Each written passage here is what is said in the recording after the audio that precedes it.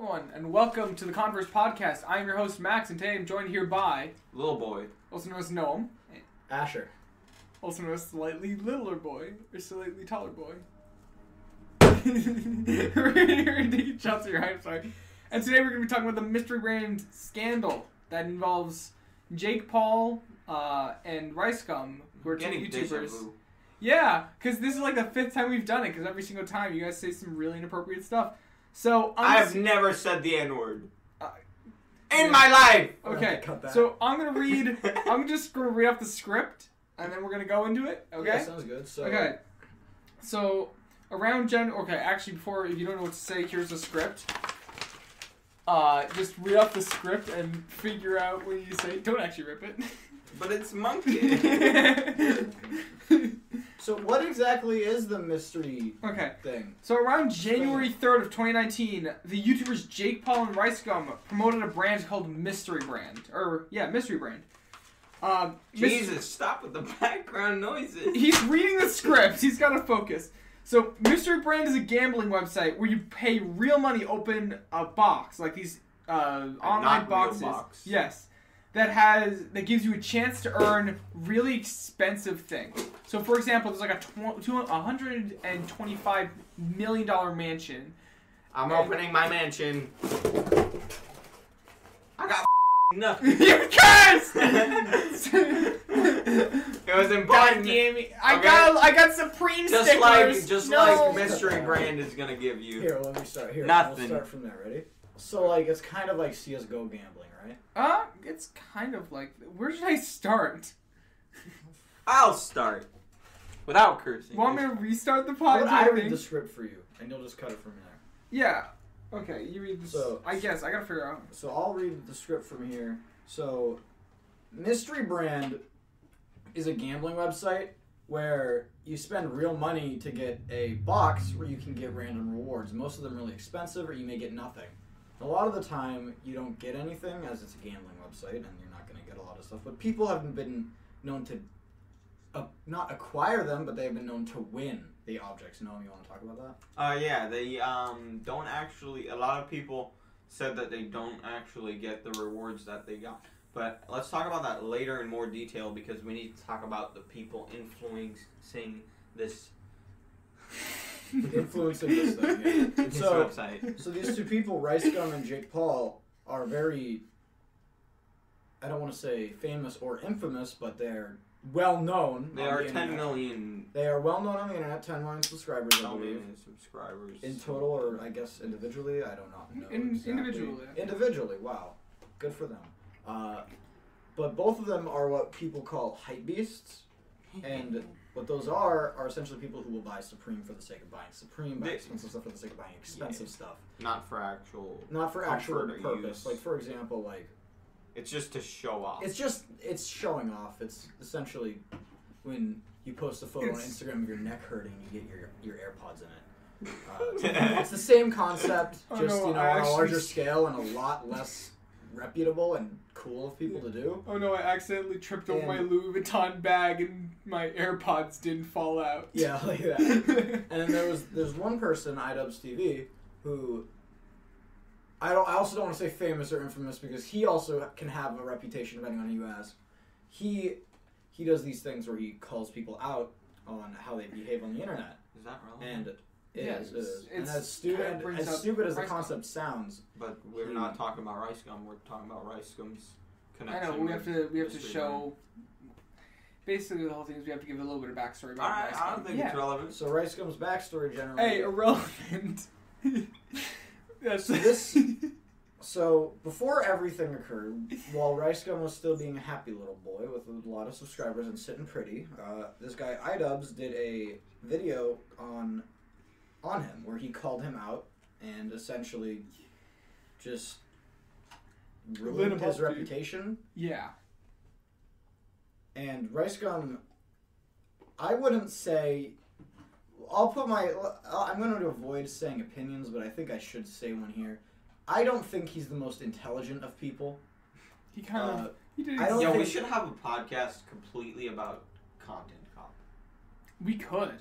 I don't think he's the most intelligent of people. When those come out, we got to do one. He's probably if I were to compare him to, at least in cognitive functionality, I would compare him to a game journalist playing Cuphead for the first time. Oh. But nice. Overall, his response was essentially what the person calling out iDubbbz predicted he would do. He tried to take the blame away from him. I think you're switching up the names. Did I miss it? Yeah. Okay. RiceGum did a stupid thing, and iDubbbz predicted it, essentially. Predicting that RiceGum would shift the blame after iDubbbz called him out onto someone else. Also, you're mispronouncing iDubbbz. It's iDoopsie doopsie. It's eduppies, excuse you. Eduppies.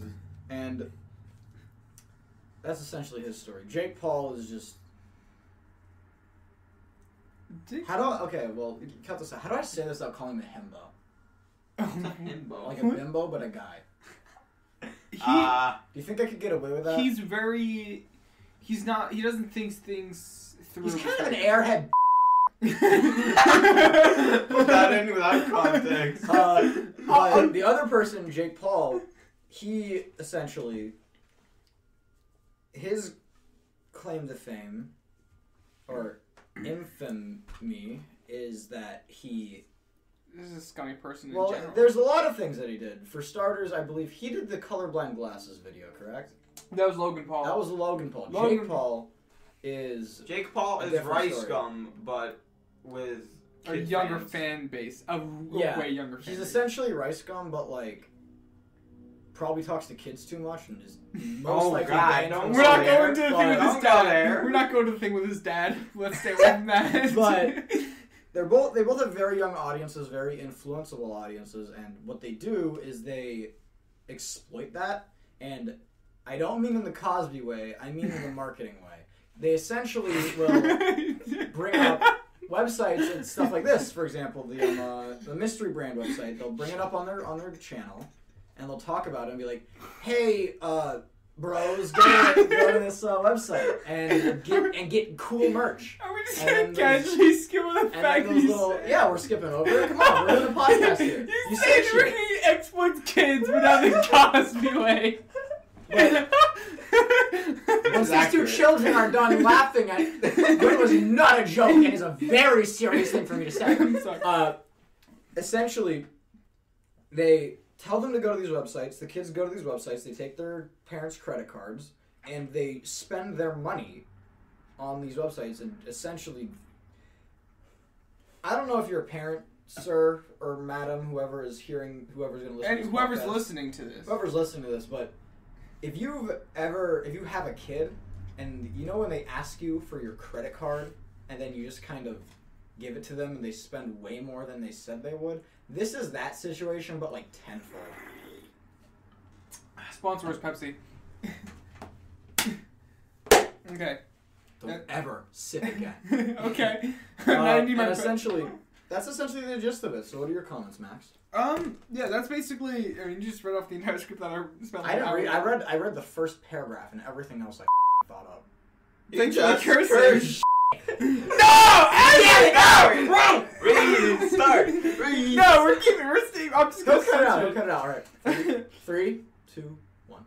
4, 5. So yeah, 6. both them got both Jake Paul and RiceGum got sponsored by Mystery Brand, and both made videos where they won really expensive things. Handsomely sponsored. Yes, where they both won very expensive items. Speaking of which, this podcast is sponsored by ReallyQuietVoices.com. Pepsi, please sponsor us. Don't. Pepsi's disgusting. Can we do a video on how disgusting Pepsi is? That's some. We're not helping our sponsorship, man. I would be glad to destroy CEO of Pepsi, Hidetaki Miyazaki, in a fist fight, killing him. I don't know, but I think that's the director of Nintendo. I think we should cut that out. Okay, yeah, maybe. So in both the videos, they won very expensive products. And when they got called out, as far as I know, Jake didn't respond at all. But RiceGum did. And Jake responded on Twitter. He was like, Yo, bro, He was like, H3, I love your video saying that I scammed children. That was the best. Whoa. Yeah, he's like, I so love your funny. video. He's like, I love your video. And H3 was like, are you sure you know what it's about? He's like, yeah, dude, it's awesome. Wow. Yeah. I'm sure. Okay, well, And in then that like a week situation, later, he said, there's "Don't gamble, don't gamble, kids." on that in that situation with Jake Paul, given his mental capacity, I would say there's two possible solutions to why he said that. One, he was being sarcastic, which fits as it is also the lowest form of wit, so it makes sense. And then there's also the possibility that he just completely forgot. Maybe the blood didn't go to his brain that day. He doesn't But care. two sarcastic tweets, one after the other. I think he was being serious. He was He like, just "Ooh, yeah, doesn't free publicity. Let's go." True. I'd say that, yeah. Rice Gum. I don't think he's that smart though. That's why. Rice Gum. He basically he was a snitch. He snitched on like a bunch of other YouTubers. He's like, this guy did it as well, and all these other guys did it, and look at them. They're perfectly fine. Like, why aren't they getting like kickback from this? Because you're the biggest of them. Which is a good point, but still, that doesn't mean you should. That doesn't mean, yeah. If all your friends are jumping off a bridge, are you gonna join them? I'd say it's good that he did that. I'd say that shows that he's not entirely brain dead, but I would say He's pretty brain dead. but it takes a lot of intelligence to actually admit that someone else did something that you did. So I'd say, yeah, he's a snitch, and if he snitched on me, there would be consequences, but I would say that it's the right thing to do in this situation.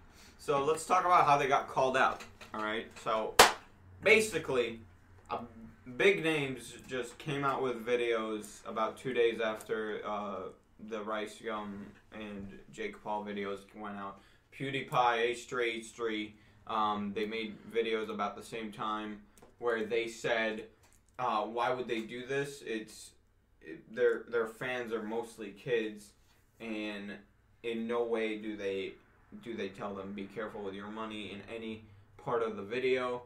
And a lot of people who are fans of H3 and fans of PewDiePie who agreed with their points, they went onto the website and they tried and they calculated the odds for the prizes, and they weren't even true. So there's a lawsuit that could be had in that department, because somebody on Twitter said, this is preposterous. The website offers a $250 million mansion for a $15 case. So you open up a $15 case, and the website says you have like 0.02 or something % to get it, which is really good odds if it's 250 million. Like, yeah. So somebody calculated it. You can make a custom case where you put in your own prizes. So they put in the same prizes with the same odds, and it came out that the case was like $10,000 worth to open one case. So the odds are fake. Basically. Yeah, it was pretty bad. So even more outrage went towards Rice Gum and Jake Paul. About that time, Rice Gum made his apology. And at the end of the video for Rice Gum, he thought he even noticed that his apology was not the best. So he went out and got $500 worth of Amazon cards and gave like 15 Amazon cards to his fans. Now the thing is, he probably got way more money from the sponsorship, anyways. But even if he did, the money was claimed in 2018. Like so May. months before the video came out, he claimed the money inside the Amazon codes. So he didn't give out anything. He was just like, "Here you go. Everything's good. Here you go, guys. Here's my here's some definitely real Amazon gift cards just to apologize. Forgive me. Please forgive me, God." Just giving out all of them. Ugh. My God. Rice Gum's I mean, the greed. that you have to have. He what also do you went on. Expect? I mean, they're YouTube's. They're. I didn't superstars expect on the anything. internet. I expected when you apologize, because if you had any bit of sense, you would think, oh, if I'm already in this much trouble, Maybe and I make another swoosharoo, where I take the money that I'm supposed to be giving, Well, aren't I gonna get caught? No.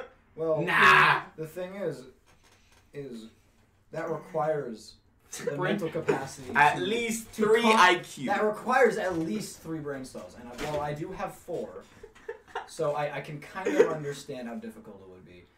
Great. It's a matter of how this person is. They're not reputable. They're not smart. Evidently they're not smart, but that's besides the point. I could rag on about intelligence of these guys for days.